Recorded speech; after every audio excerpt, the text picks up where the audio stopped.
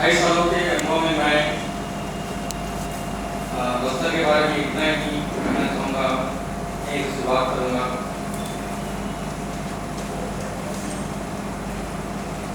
इस देश के हिस्से के रूप में मैं उसको नहीं पाता हूँ। बस्तर के भीतर रहता हूँ और अपने आप को विदेशी महसूस करता हूँ। भोपाल में जब हम लोग पर्यटक थे, लोग साथ ही दिल्ली, मुंबई और देश के विभिन्न हिस्सों से आए थे। एक तो हमारा उद्देश्य ये था कि देश के लोग जानें कि बस्तर में भोपाल एक भेड़वे की कहानी नहीं है बस्तर, और एक केवल मार्कल भेड़वा की कहानी नहीं है, एक लिंगाराम की कहानी नहीं है, एक सोनी सोनी की कहानी नहीं है।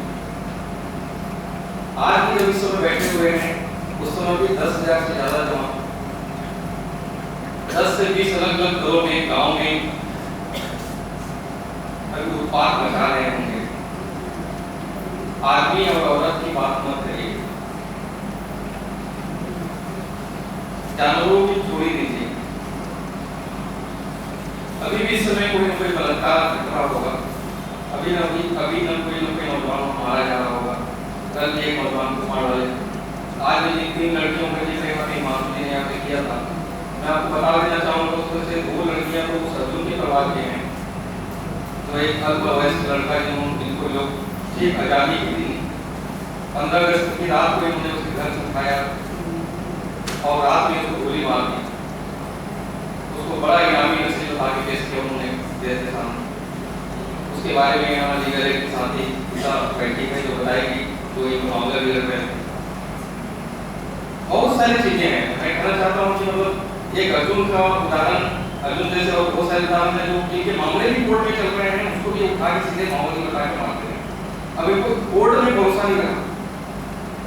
ये जो अपने आप को प्रजातांत्रिक कहते हैं, ये जो लोकतांत्रिक सरकार के प्रतिनिधि हैं, वो बस्तर की जनता का इस लोकतांत्रिक सरकार में कोई हिस्सेदारी नहीं।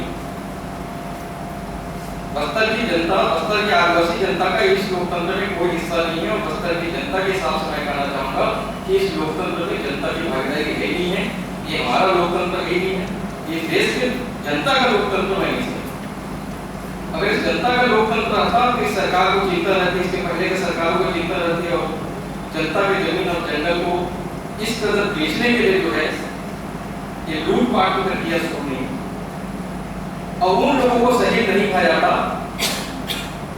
जो इन कारपोरेट घराने की रक्षा के लिए जो है गाँव घूम के आदिवासियों को बेटियों के साथ बलात्कार करके, आदिवासी औरतों के साथ बलात्कार करके,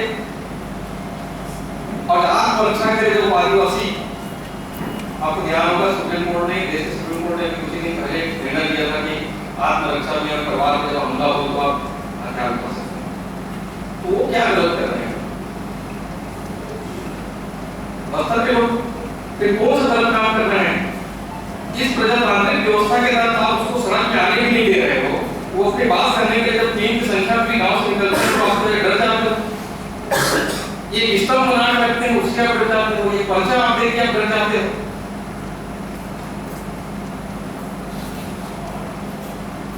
हर जगह आप दिल्ली में पेड़ लगाने की बात कर रहे हो, आप सड़कों के किनारे पेड़ लगाने की बात कर रहे हैं, और बस्तर में 1,18,000 हेक्टेयर से ज्यादा आदिवासियों की जमीन आप बिना पैसा कानून, बिना इस देश के किसी भी कानून नियमों का प्रभाव किए केवल पैरामिलिट्री फोर्स के सौंप देते हो। ये केवल पुलिस के लिए है, ये उस पुलिस के लिए है, उस पैरामिलिट्री फोर्स के लिए है जो वहां पे एसआर में लिए, जो टाटा में लिए,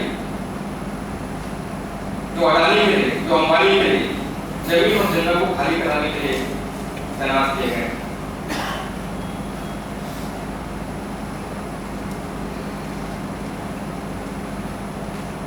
बहुत सारी कहानियां हैं। मैं आप सबसे ये अपील करना चाहता हूँ, इस देश की सारी यूनिवर्सिटी के छात्रों से अपील करना चाहता हूँ, इस देश के पत्रकारों से अपील करना चाहता हूँ कि आप बस्तर आइए। वहाँ आपके शोध के लिए तरह तरह विकल्प मौजूद है। आप शोध करिए कि इस पूरी लड़ाई के दौरान आदिवासियों का आर्थिक स्थिति का क्या हुआ। आप शोध करिए कि उनकी जितनी सांस्कृतिक परंपराएं थी उनका क्या हुआ। आपके पास विषय की कमी नहीं रहेगी। आदिवासी का जीवन सुबह उत्सव से शुरू होता है। मैं 28 सालों से देखते आ रहा हूँ, अब्दुल मार्ग में 28 सालों से आना जाना रहा है। आज भी अब्दुल मार्ग के भीतर जो है सरकार की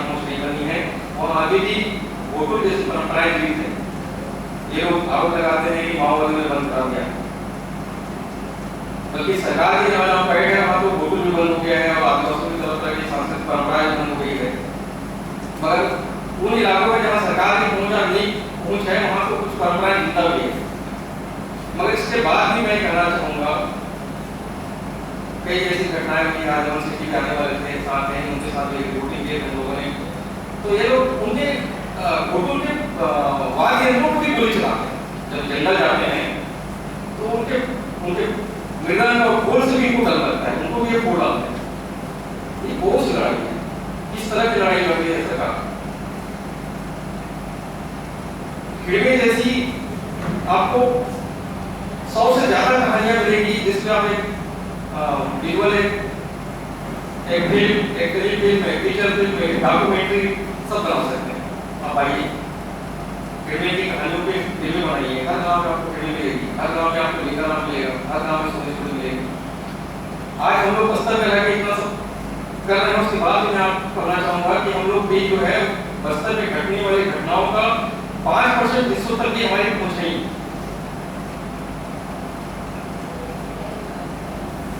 पूरे देश के लोगों को इसमें आगे मदद करने की जरूरत पड़ेगी। जिस तरह से बस्तर सोने गढ़ी बेंगलुरु मुंबई दिल्ली कलकत्ता जैसे शहरों में शुरू हुआ है, इसके साथ साथ इस बातचीत के अलावा भी हमें काम की जरूरत भी पड़नी है।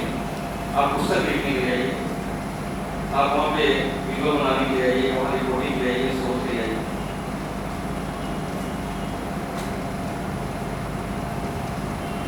अभी कुछ दिन पहले बात हुआ था सबलपुर का, कुछ साथियों ने और बताया कि कश्मीर की बात नहीं किया कि लोग तो वहीं के लोग रहते हैं तो सरकार के साथ। आप परिस्थितियां देखिए कि गोपाल जिस गांव में रेलवे मारी गई, जिस गांव में 15 अगस्त के दिन झंडा फहराया गया आजादी के 70 साल बाद, ऐसे 1200 से ज्यादा गांव बस्तर में हैं। हिमांशु जी यहाँ बैठे हैं, उन्होंने वहाँ काम किया है। इन सारे गांवों को इसी सरकार ने, इसके पहले की सरकारों ने पूरी तरह से उपेक्षित छोड़ के या दुश्मन का देश समझ के रखा। गोपाल की आज तक उन्होंने आंगनबाड़ी नहीं किया और कुछ मान के पूरे 17 पंचायत के 100 से ज्यादा गांव होंगे, वहां इन्होंने आज तक आंगनबाड़ी नहीं की। वहां शिक्षा का तंत्र भी इनका नहीं चल रहा है। स्वास्थ्य के माओवादियों ने कभी रोका नहीं। स्कूल को लेके बहाना बनाते हैं कि स्कूल माओवादी का है, हालांकि हम जानते हैं कि स्कूल कहाँ गया है। मैं वहाँ का पत्रकार में जानता हूँ स्कूल कहाँ गया है, जहाँ सीआरपीएफ ने उसको कैंप है, जहाँ पे पैरामिलिट्री फोर्स उसको केंद्र रूप में इस्तेमाल करते थे, जहाँ पे छात्रावासों को केंद्र में इस्तेमाल करते थे, वहाँ पे माओवादी ने उसको आया। मगर कभी उन्होंने शिक्षकों को परेशान नहीं किया। आप वहाँ शिक्षक दे रहे हो बस्तर के आदिवासी क्षेत्रों में, तो वहाँ के आदिवासी लड़के लड़कियां तो पढ़े लिखे हैं, उसको उसकी योग्य को नहीं समझते, उसके लिए आप आउटसोर्सिंग का बहाना ले रहे हो, उसके लिए आप बस्तर से बाहर करते कि उत्तर प्रदेश और देश दूसरे देश से उसको आप लोगों को लाके शिक्षक बना रहे हो, जिसको बस्तर के गाँव में समझ नहीं, जो बस्तर जाना नहीं चाहता, जो पढ़ाना नहीं चाहता, जो रहना नहीं चाहता, जिसका कोई इंटरेस्ट ही नहीं। मगर आप केवल वोट से बस्तर के लोगों को जानते हैं। बस्तर में टोटल 25-26 हजार कर्मचारियों में मुश्किल से बस्तर के आदिवासियों की हिस्सेदारी 10% भी नहीं, मगर आप वोट में चाहते हो टोटल हिस्सेदारी बस्तर के लोगों का। साथियों, अंग्रेज जब भारत आए थे तो केवल कुछ लोग आए थे और यहीं के लोगों को उन्होंने सही बनाया, यहीं के लोगों को इस्तेमाल करके सारे चीजें, वो सिस्टम तो चल रहा है। नागा बटालियन भी आपने देखा है, मिजोरम में, मणिपुर में, त्रिपुरा में, सारे जगहों में किस तरह से उन्हीं के लोगों को इस्तेमाल करके संघर्ष को कुचला गया है। ये कोई नई बात नहीं, ये सारे सरकारों का, सारे राज्य तंत्रों का ये पुराना चरित्र रहा है। ये किसी लोकतांत्रिक सरकार का चरित्र नहीं रहा है, ये तानाशाहियों का चरित्र रहा है। इसलिए सबसे पहले कुछ लोकतंत्र को समझने की जरूरत है। ये लोकतंत्र हमारा है ही नहीं, ये जनता का लोकतंत्र नहीं है, ये केवल कुछ पूंजीपतियों द्वारा किराए में तैयार किए गए कुछ मॉडल लोगों का लोकतंत्र है, जनता का नहीं। तो ऐसे लोकतंत्र में बस्तर जैसी घटनाओं को आपको दिल्ली से रह के समझना है तो आप समझ लीजिए। मैं यहाँ पे कुछ साथी बस्तर में काम भी कर रहे हैं, उनसे भी अभी हो सकता है उनसे बात हो। माइंस पिछले 15-20 सालों से सरकार सक्रिय है और राव हाइट माइंस के एरिया में बहुत सारे हाई स्कूल सक्रिय हैं। रामकृष्ण मिशन का एक एनजीओ है जो बस्तर में बहुत बड़े क्षेत्र में सरकार का चेहरा है। सरकार आदिवासी लोग सरकार को नहीं जानते हैं, अबूझ मारे वो केवल रामकृष्ण मिशन को जानते हैं कुछ चीजों के। मीडिया सिस्टम आपको बहुत हासिल लगेगा, हो सकता है आप नहीं जानते होंगे। कई बार लोग लिखते थे कुछ नेशनल मीडिया उठाया आपको पहुंचा। 17 पंचायत के लोग 75 किलोमीटर पैदल चल के एक दिन नारायणपुर और एक दिन ओछा आते हैं, राशन लेके जाते हैं। 3 दिन और 4 दिन उनका पैदल चल के आने पैदल चल जाने भी लगता है। ये हमारी देश की बात कर रहा हूँ। क्या आजादी के 70 साल बाद जब क्या पीडीएस का वेबसाइट बना ली आपको सारा चीज सिस्टमेटिक मिले, सब सिस्टम में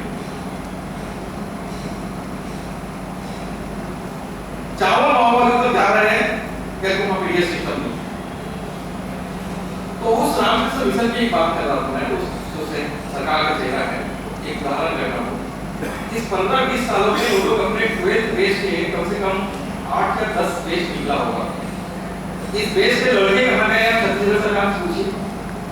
राव हाइट माइंस में बड़ा माइंस होने वाली है, तो क्या उन्होंने उसके लिए कोई तकनीकी शिक्षा दिया? बायोडाटा माइंस में इतने वर्ष से चल रहा है, वहाँ पे कोई उनको आदिवासी क्षेत्रों के आदिवासी लड़के लड़कियों के लिए टेक्निकल कोई काम शुरू हुआ?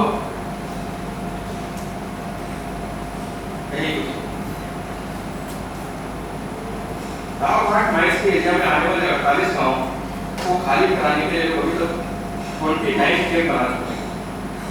29 कैंप, एक कैंप में 100 गांव। ये गांव की जनसंख्या 200 से ज्यादा नहीं होगी। थोड़े थोड़े गांव होते हैं 200 की जनसंख्या जो है 10 किलोमीटर 12 किलोमीटर का है। एक गांव ऐसा है जपा कसा, राव हाइट माइंस में आता है, ऊपर सबसे पहाड़ ऊपर है। वहाँ के जितने जवान लड़के लड़कियां हैं और जो जवान होते हैं पिछले 10-12 सालों से सबको जो है सीधा या तो अंदर कर दिया जा रहा है, रायपुर जगदलपुर जेल में है, कांकेर जेल में है, रायपुर जेल में है या मुठभेड़ में मारे जाते हैं। आइए या कुछ पानी लगाओ, आप रात के समय निकलिए, आपको सारा जगमगाता हुआ कोई चीज दिखेगा तो बस केव दिखेगा। गांव नजर नहीं आएगा। गांव में आपको केवल खंडे मिलेगा, मिट्टी से रहने वाले ये ही मिलेगा। केकों के लिए विकास है। गोपाल गांव की जैसी है, इन गांव में पानी का और इन गांव के लोगों के पास विकल्प क्या है, ये सरकार को जानते नहीं है। भारत सरकार क्या चीज है इसको गोपाल के गांव के लोग नहीं जानते थे। अभी 15 अगस्त को सोनी जाके बताया कि भारत सरकार नाम का कोई चीज होता है। अगर वो माओवादी के साथ हो गए उनकी गलती क्या है? इस बड़े मैं से पूछना चाहता हूँ सारे लोगों से। एक माओवादियों को छोड़ के मैं पिछले 28 साल की पत्रकारिता में देख रहा हूँ कि ना तो कांग्रेस ने उनकी गोली और भाषा उनसे बात किया, ना भाजपा ने बात किया, ना दूसरे वामपंथी पार्टियों ने बात नहीं किया। ठीक है, बस कुछ क्षेत्रों में कर दिए, पर वो भी जो है मतलब उतने संतुष्टिजनक से हम कर सके कि वो उन जनता की बात पहुंच रहे होंगे। मेरे को नहीं लगता कि कोई ढंग से काम कर पाएगी। केवल माओवादी ही उनकी भाषा में उनके साथ बात कर रहे हैं, माओवादी ही उनकी बात को समझ पा रहे हैं, माओवादी के साथ समझ लिए हैं। उनको माओ से मतलब नहीं, उनको लेने से मतलब नहीं, उनको अपनी जमीन से मतलब है, उनको जंगल से मतलब है, अपने पत्तों से मतलब है, उनके देवी देवता क्या है, सारे पहाड़ हैं इनके बोल रहे हैं। किसी भी धर्म में क्या लिखा है? कई धर्मों में तो है कि पुनर्जन्म होता है, मगर क्या किसी पहाड़ के पुनर्जन्म के बारे में किसी धर्म में पुस्तक में लिखा है? मैं मानता हूँ कि विकास के लिए संसाधन जरूरी है, संसाधन के लिए धोवन जरूरी है, मगर इसका कोई एक मापदंड होना चाहिए। ये हजारों साल पहले जो लोग निवास करके आए उन सब के लिए स्थायी प्रकृति, सारे पेड़ पौधे, सारा पहाड़, उसको बस कुछ वर्षों में आप लूट लेना चाहते हैं। आने वाले आपको कोई चिंता नहीं, कोई एक मापदंड बनना चाहिए। तो ये मापदंड में कोई नहीं चल रहा है। इसमें कांग्रेस बस्तर के बारे में या केंद्रीय चुनाव बस्तर में साथ में वो जो सवाल जो सारा चीज का आया जो सवाल उठाया, ये सारे बस्तर में लोग जो हो रहा है, इसमें दोनों पार्टी के प्रमुख लोग शामिल हैं। आप साफ साफ समझ लीजिए, कांग्रेस वहाँ पे प्रमुख पार्टी है और सत्ता में बीजेपी मौजूद है। अब दोनों पार्टी के जो प्रमुख नेता है या तो भाई भाई हैं या भाई भाई नहीं भी हैं, तो सारे कॉर्पोरेट घरानों से फायदा लेने वाले लोग हैं, जो सरकार का ठेकेदारी करने वाले लोग हैं, जो सप्लायर हैं। अब यही सारे लोग मिलके जब दिल्ली में ऐसे डायरेक्टर का प्रोजेक्ट करता है तो ब्रह्मदेव शर्मा को नजर करने के लोग शामिल करते हैं। यही सारे लोग मिलकर जन जागरण अभियान चलाते हैं, यही सारे लोग मिलकर सर्वोदय चलाते हैं, यही सारे लोग मिलकर जो है सामाजिक एक समझ चलाते हैं, और यही सारे लोग मिलकर जो है नक्सलवाद के खिलाफ बात करते हैं, आदिवासी के खिलाफ बात करते हैं। मैं एक बात देख रहा हूँ, बस्तर में जो बन रहा है वो पहले रहा होगा नक्सलवाद, पहले रहा होगा माओवाद के लड़ाई, मगर आज वो आदिवासी आंदोलन बोलते हैं। और ये आने वाले दिनों में एक बहुत खतरनाक रूप लेने की ओर बढ़ रहा है। आज सोशल मीडिया के माध्यम से भी जो है आदिवासी लड़के लड़कियां लिखना, जानना, समझना सब सीख रहे हैं, वो लोग भी अब सामने आ रहे हैं। और मैं बल्कि आप सारे साथियों से निवेदन करता हूँ कि जो लोग लिखना बोलना सीख रहे हैं आदिवासी लोग, जब अपनी भाषा में बात करना चाहेंगे, जब अपनी भाषा में लड़ाई लड़ेंगे, तो हम लोग आज जो कुछ कर पा रहे हैं तो हमारे ऐसा तो इनसे ज्यादा अच्छे तरीके से करेंगे। उनको हम कैसे मदद कर सकते हैं, इसके बारे में आज कुछ नहीं बनाया जाएगा, उसके बारे में हमको कुछ कार्यक्रम बनाए, उनको हम कैसे मदद कर सकें, उनको हम कैसे इस मुख्य धारा में ला सकें, कैसे अपनी बात राष्ट्रीय मंचों को ला सकें, इसके लिए हम इस तरह के मंचों का प्रयोग करें। ऐसे कोई कार्यशाला बनाए और ये सोशल मीडिया का जैसे लोग जो है गलत काम करते हैं, जब लोग IT सेल और फर्जी प्रचार तंत्र का उपयोग करता है, तो हम एक अच्छे तंत्र के लिए, अच्छी कोशिश के लिए, देश समाज के लिए क्यों नहीं करें। तो कैसे इसका अच्छा प्रयोग हो सके, कैसे जो नए लड़के लड़कियां, आदिवासी लड़के लड़कियां लिखने और बोलने और कुछ करने के सामने आ रहे हैं, उनके लिए हम किस तरह से प्रोजेक्ट बनाएं, उनको कैसे आर्थिक मदद कर सकें, कैसे उनको सोच के काम में अपन मदद कर